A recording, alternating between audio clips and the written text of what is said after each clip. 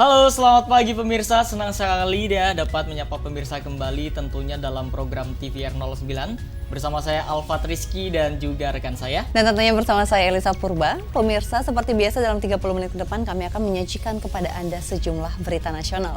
Khususnya dari sudut pandang DPR RI sebagai referensi Anda untuk memahami dinamika politik, hukum, ekonomi, sosial, dan budaya di Indonesia. Pemirsa TVR Parlemen, inilah TVR 09 selengkapnya.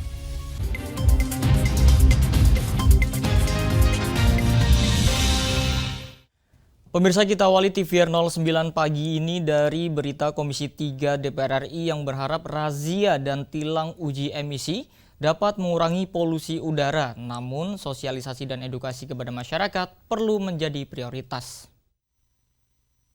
Penerapan razia tilang uji emisi masih harus terus dikaji. DPR RI mendorong Kepolisian Republik Indonesia mengedepankan program sosialisasi dan edukasi terhadap masyarakat serta tidak menerapkan sanksi tilang di lapangan. Anggota Komisi 3 DPR RI Agung Budi Santoso mengatakan, razia dan tilang uji emisi diharapkan dapat mengurangi polusi udara. Namun, sosialisasi dan edukasi perlu menjadi prioritas. Sosialisasi dilakukan agar pengguna kendaraan bermotor sadar bahwa uji emisi dapat memberikan dampak positif terhadap lingkungan dan udara. Nah, tentunya ini perlu pertama lebih banyak sosialisasi, ya. Kenapa kendaraan itu menjadi tidak lolos uji emisi, ya kan? Tentunya ini harus disosialisasikan lebih lagi, ya kan? Nah, supaya para pengguna kendaraan ini sadar bahwa uji emisi ini akan memberikan lingkungan yang lebih baik, udara yang lebih baik. Ya, jadi kita harus ikut, ya. Nah, biasanya mobil-mobil yang tidak rawat itu akan membuat satu polusi yang di atas rata-rata, ya. Tentunya mungkin sekarang jangan diterapkan tilang dulu, ya. Berikan pemahaman. Lebih lanjut, Agung berpendapat kendaraan yang tidak terawat dapat mengakibatkan polusi udara. Untuk itu, diperlukan edukasi yang masif kepada masyarakat membawa kendaraan bermotor untuk dilakukan uji emisi dan perbaikan sehingga polusi udara dapat ditekan. Arif Naka, TVR Parlemen, melaporkan. Kita beralih ke Komisi 2 DPR RI pemirsa yang mendorong BPN Kanwil Riau untuk membuat rencana detail tata ruang kota guna menarik minat investor sehingga tercipta peningkatan ekonomi masyarakat sekitar dan iklim investasi. Komisi 2 DPR RI mendorong BPN Kanwil Riau segera membuat rencana detail tata ruang kota untuk menarik minat investor, sehingga dapat meningkatkan ekonomi masyarakat sekitar. Wakil Ketua Komisi 2 DPR RI Syamsu Rijal menyampaikan, pendalaman tata ruang kota dan wilayah merupakan hal prioritas guna mendukung terciptanya iklim investasi. Untuk itu, Badan Pertanahan Nasional Kanwil Provinsi Riau diharapkan mampu menyiapkan rencana detail tata ruang, baik untuk kawasan pemukiman hingga industri. Nah, ke depan kita harapkan juga kita akan memberikan bantuan anggaran melalui APBN kepada masing-masing kantah untuk mereka masing-masing bersama dengan pemerintah daerah setempat untuk menyiapkan rencana detail tata ruang. Karena ini menyangkut dengan investasi yang diharapkan dari luar. Oleh karena itu kita harapkan ini menjadi perhatian, terutama yang menyangkut dengan kesesuaian kegiatan pemanfaatan ruang yang disesuaikan dengan rencana detail tata ruang. Pihak luar itu akan memperhatikan itu. Mereka para pengusaha memperhatikan soal detail tata ruang itu, di mana mereka ditempatkan, di mana mereka bisa mendirikan perusahaan-perusahaan. Nah, ini serius. Ya. Kalau mereka dicaplok dengan campur baur dengan tempat tinggal penduduk, mereka tidak akan mau invest di tempat kita.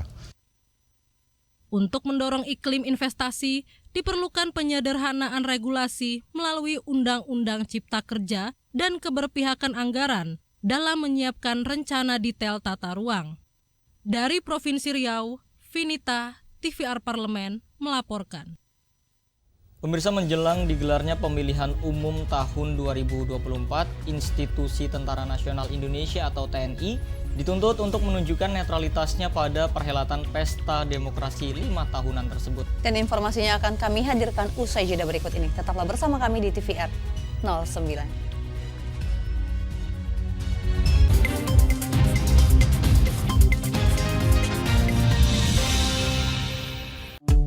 DPR RI memiliki fungsi diplomasi dalam menjalankan politik luar negeri sesuai dengan pasal 116 Undang-Undang MD3. Kontribusi aktif BKSAP DPR RI memainkan peranan penting dalam memenangkan persaingan global melalui IPU, IPA, IPPF, AIPA, dan PUIK.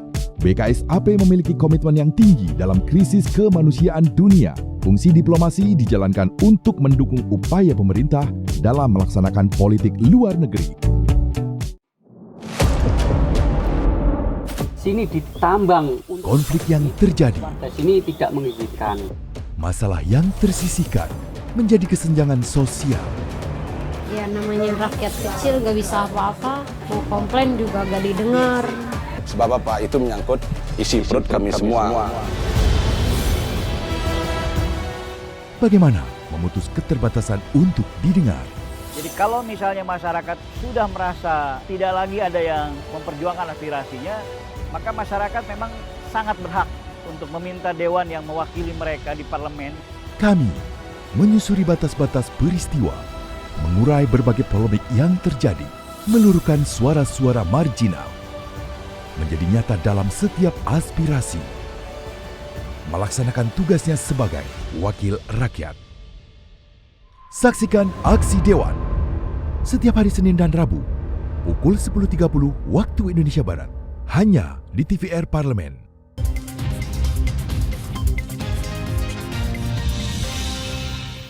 Anda kembali menyaksikan TVR 09. Pemirsa, Komisi 1 DPR RI meminta institusi pertahanan negara harus dapat menjaga netralitasnya pada pemilihan umum 2024. TNI tidak boleh berpihak kepada salah satu pasangan calon anggota legislatif maupun pasangan calon presiden dan wakil presiden.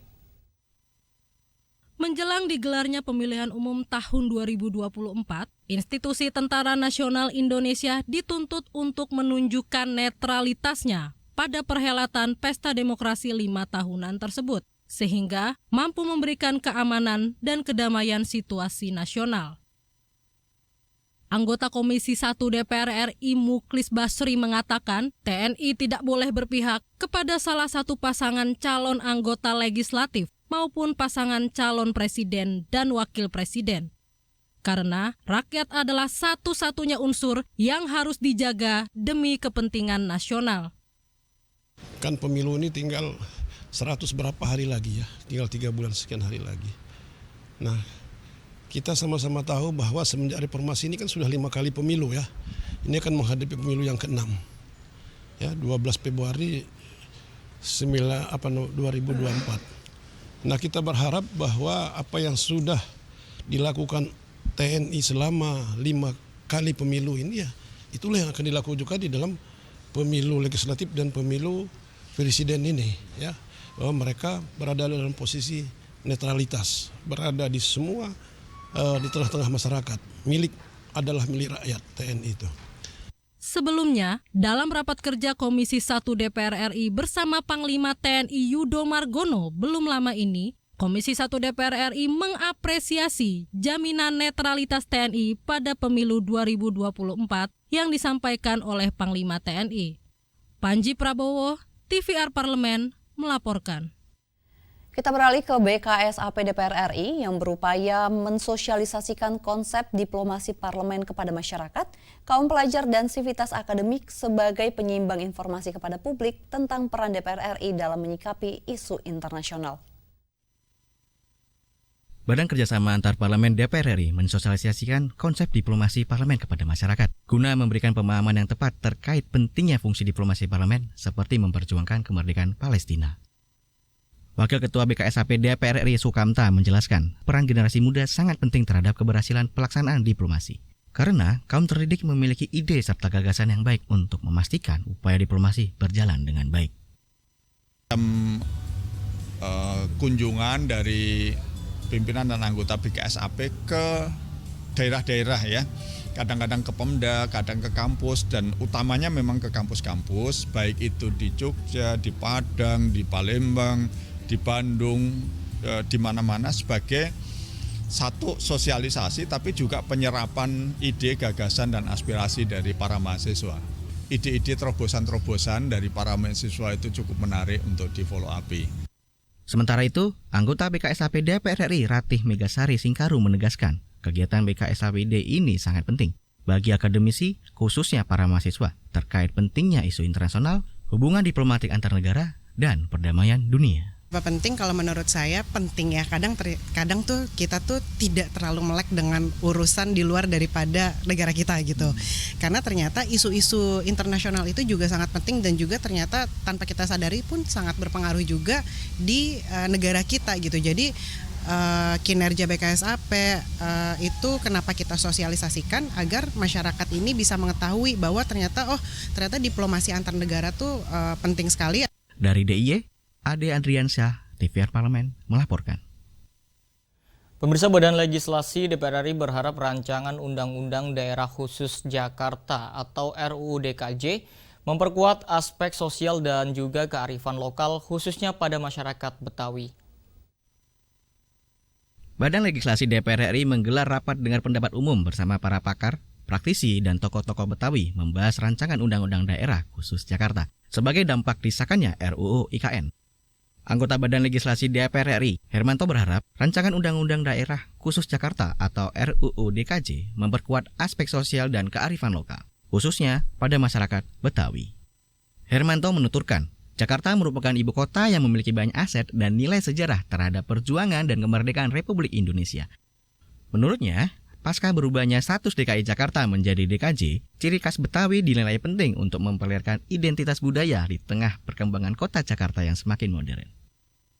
DKI Jakarta buat warganya yang kami berharap DKI ini mempertahankan ciri khasnya, kan? Nah, ciri khasnya inilah yang harus kita kembalikan dalam undang-undang itu terkait dengan soal bahwa sebuah kawasan itu ada sebuah komunitas yang sangat esensial di sana. Seperti di DKI ini itu ada komunitas Betawinya, maka kita harus ketika kita berkunjung ke Jakarta ke depannya itu nantinya kita kelihatan ciri khas Betawinya, ya kan? Sehingga DKI itu betul-betul memperlihatkan corak dan warna sosialnya itu adalah Betawi. Dalam RUU DKJ, diharapkan masyarakat asli Betawi dapat diberikan ruang untuk bisa kembali ke tempat-tempat inti di pusat kota Jakarta. Fitian Danaang, TVR Parlemen melaporkan. Pemirsa, DPR RI akan menjadi tuan rumah kegiatan pertemuan Ketua Parlemen Negara MIKTA ke-9. Ini akan diselenggarakan di Jakarta pada 19 hingga 21 November 2023 mendatang. Dan pemirsa, informasinya akan kami hadirkan sesaat lagi, tetaplah di TVR 09.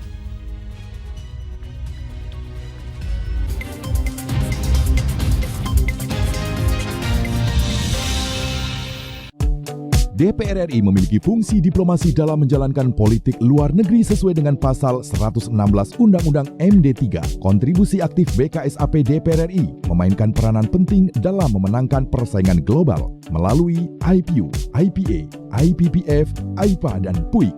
BKSAP memiliki komitmen yang tinggi dalam krisis kemanusiaan dunia.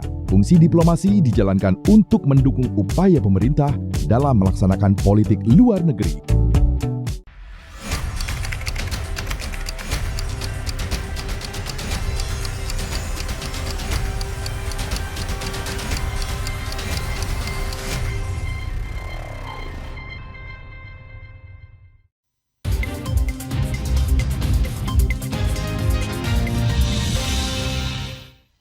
Kembali pemirsa di TVR 09. Ya, pemirsa, Ketua DPR RI Puan Maharani akan menerima estafet keketuaan Forum Konsultatif 5 Parlemen Negara MIKTA dari Turki. Nanda memastikan keketuaan DPR RI ini pada forum ini siap untuk menjembatani perbedaan tiap negara. Dan pemirsa, seperti yang diketahui, MIKTA merupakan forum konsultasi dan kerjasama 5 negara, yakni Meksiko, Indonesia, Korea Selatan, Turki, dan juga Australia. MIKTA juga bertindak sebagai jembatan pemirsa antara negara maju dan juga negara berkembang untuk memajukan tata kelola global. Menjadi katalis atau fasilitator dalam meluncurkan dan mengimplementasikan reformasi tata kelola global melalui dukungan dan peran aktif parlemen. Dan pemirsa, untuk mengetahui informasi selengkapnya, mari kita simak laporan mendalam yang telah dihimpun dalam segmen editorial parlemen berikut ini.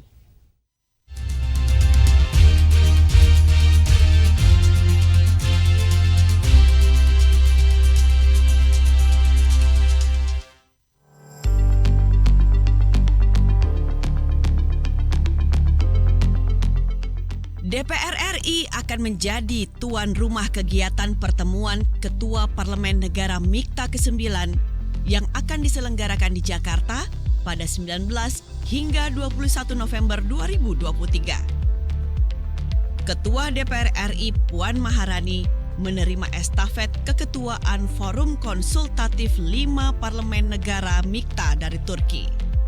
Ia memastikan keketuaan DPR RI pada forum itu siap menjembatani perbedaan tiap negara.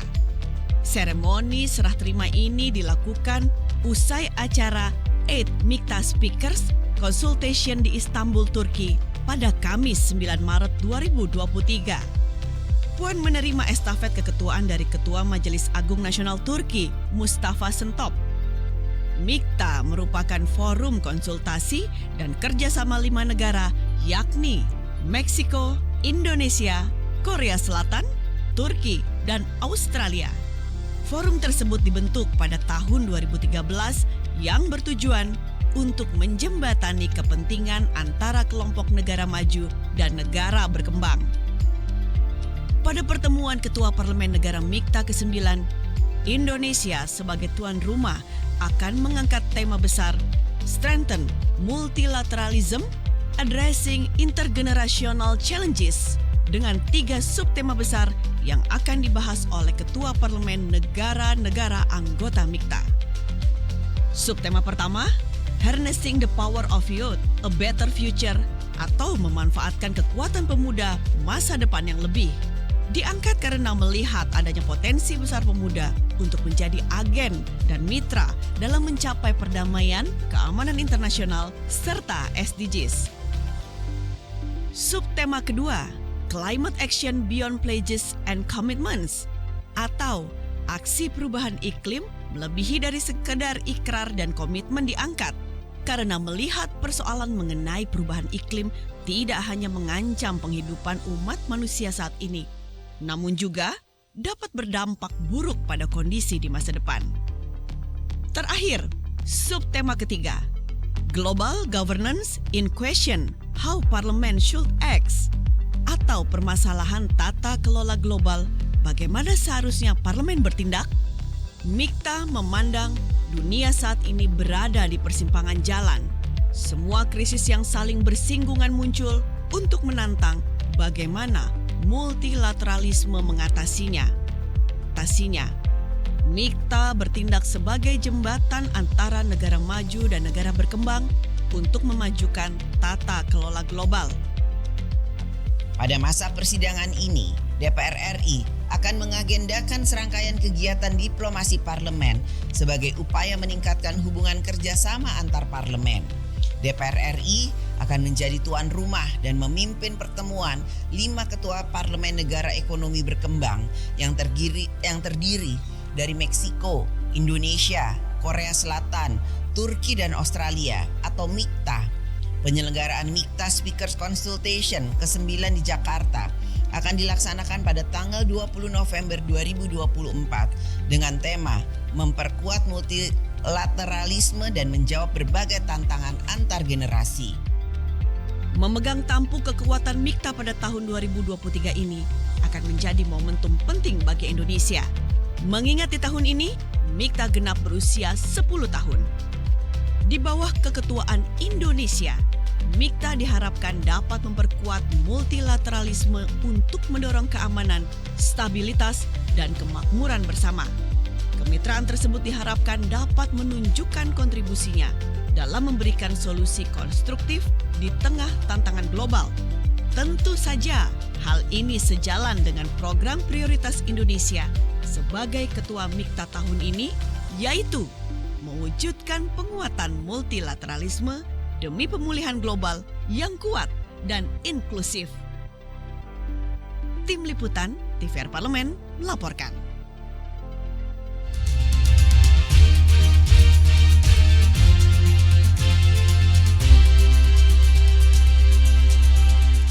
Ya pemirsa, tentu kita sudah familiar sekali dengan perpustakaan, tapi memang bukan hanya bukunya yang banyak ya di perpustakaan, tapi perpustakaan ini juga bisa berfungsi sebagai media untuk melestarikan kebudayaan yang ada di masyarakat. Ya, setuju Elisa, karena memang tidak hanya menjadi tempat penyimpanan buku dan juga membaca buku, banyak aktivitas yang dapat kita lakukan di perpustakaan. Dan juga terdapat hal seru dan menarik yang bisa kita temukan di perpustakaan, terutama di perpustakaan DPR RI. Ternyata DPR RI punya perpustakaan juga ya, Alfat ya? Elisa. Dan kita akan temukan apa saja hal menarik yang bisa kita temukan di perpustakaan DPR RI. Tetap bersama kami di TVR 09.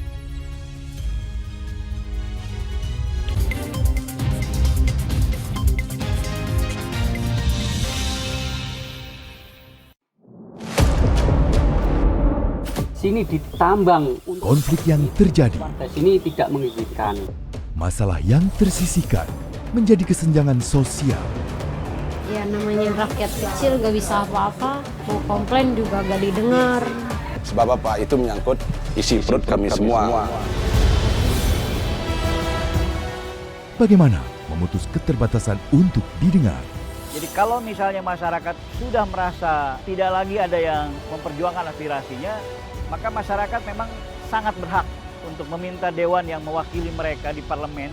Kami menyusuri batas-batas peristiwa, mengurai berbagai polemik yang terjadi, meluruhkan suara-suara marginal, menjadi nyata dalam setiap aspirasi, melaksanakan tugasnya sebagai wakil rakyat.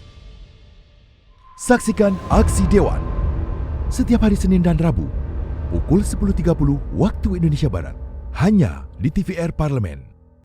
The Boy.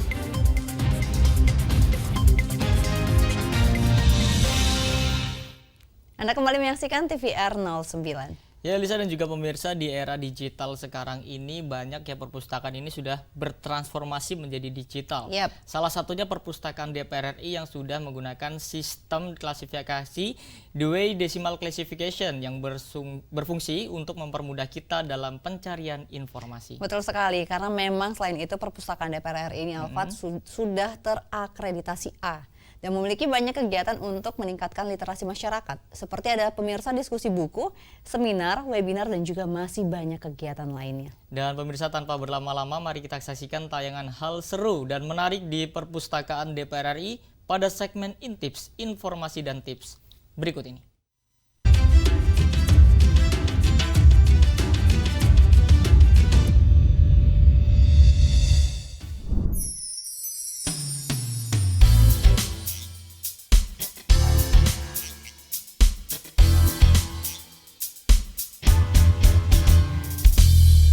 Pagi pemirsa semua, berjumpa lagi di TVR 09.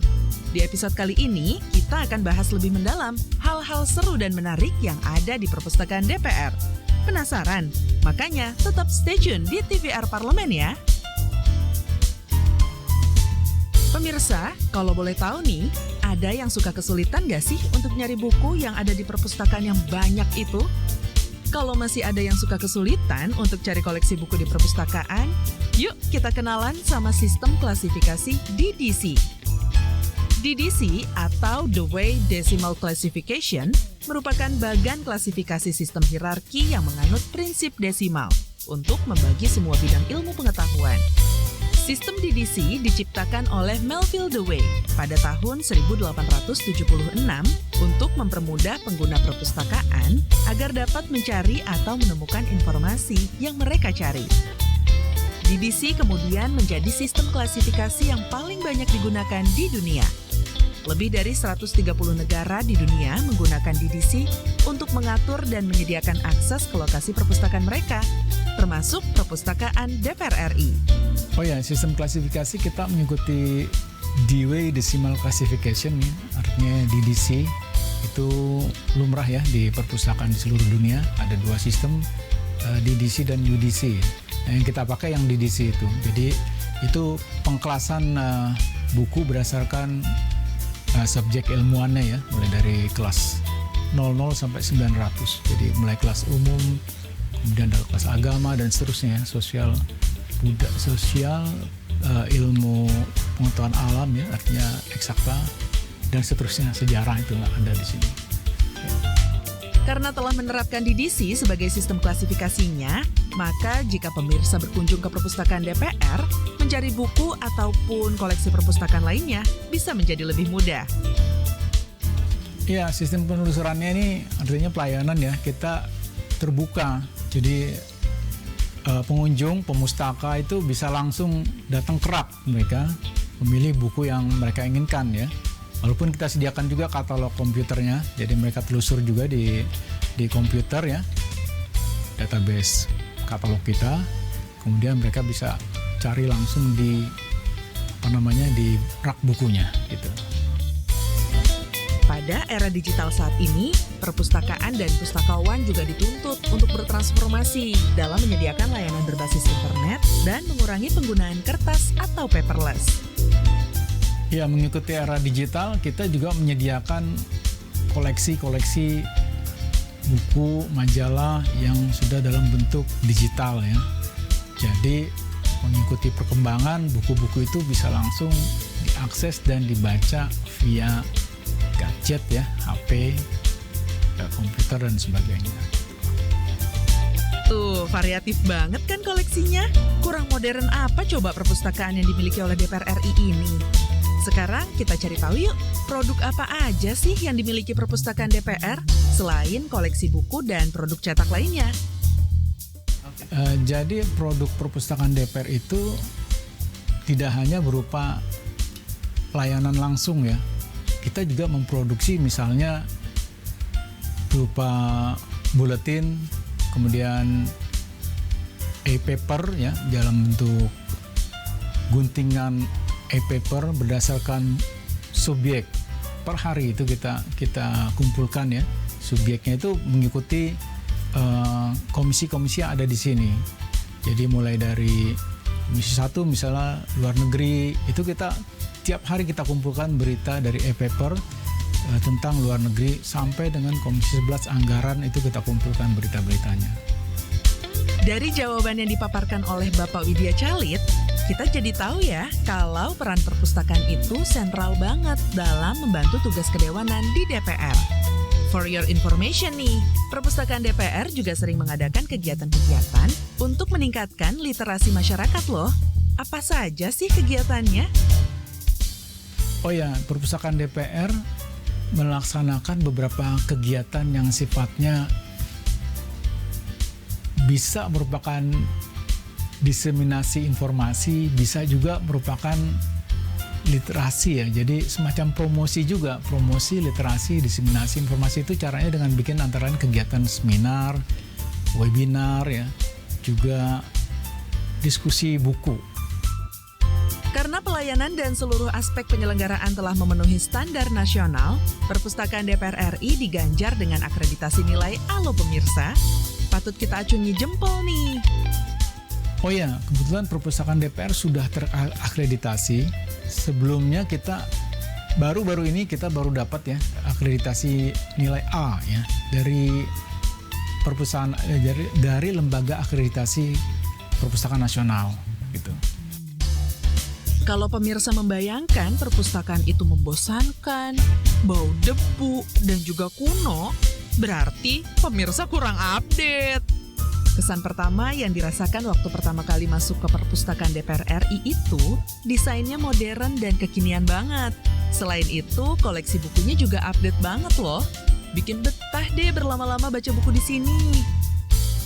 Nah, untuk itu kita berusaha nih, mulai dari ruangannya kita buat senyaman mungkin. Kemudian desainnya juga kita buat kekinian gitu. Jadi tidak seperti bayangan orang tentang perpustakaan mungkin yang terlampau kaku gitu. Kita buat misalnya desain raknya itu melengkung.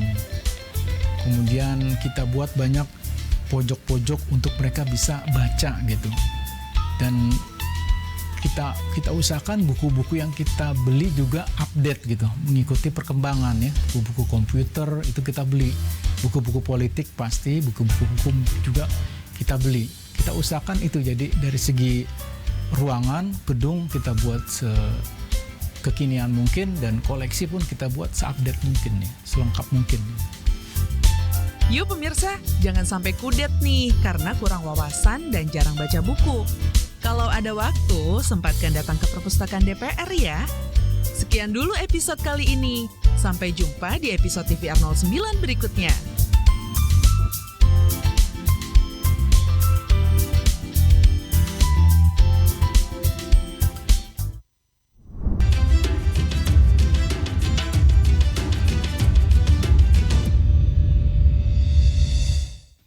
Baik pemirsa, di penghujung acara kami informasikan kepada Anda sejumlah agenda DPR RI pada hari ini, Senin 13 November 2023.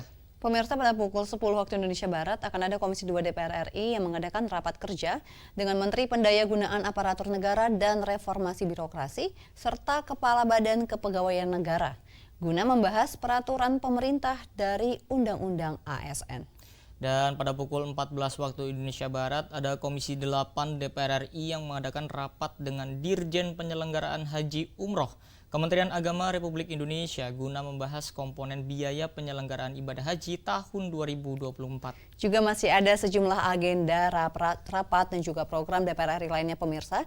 Tentunya masih dapat Anda saksikan secara langsung di TVR Parlemen. Melalui kanal utama, kanal komisi dan juga kanal alat kelengkapan Dewan lainnya dapat Anda akses di tvrparlemen.dpr.go.id. Dan pemirsa TVR Parlemen, demikian TVR 09 edisi pagi ini. Segenap kru TVR Parlemen yang bertugas mengucapkan terima kasih telah menyaksikan TVR 09 pagi ini. Saya Alfat Rizky dan juga rekan saya. Dan bersama saya Elisa Purba, sampai bertemu kembali di TVR 09 esok pagi. TVR Parlemen, referensi Indonesia.